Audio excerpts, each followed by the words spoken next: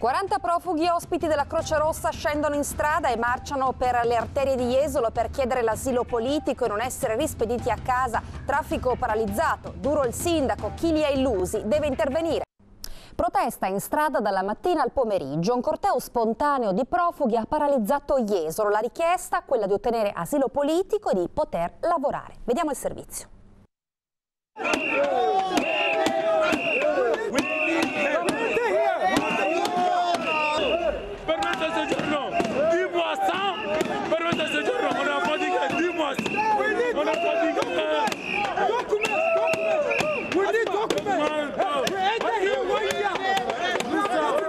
Accompagnato da agenti della polizia, della Guardia di Finanza, da carabinieri ed uomini della polizia locale, un gruppo di rifugiati provenienti dall'Africa ha manifestato per le strade di Jesolo, arrivando a bloccare il traffico all'ingresso del paese fino all'inizio della Jesolana. Quando i rifugiati hanno visto la nostra telecamera e il nostro microfono, ci hanno assalito per far sapere cosa chiedono. Anche se si sono espressi in inglese, il senso della loro richiesta è stato chiaro. We are here for our documents.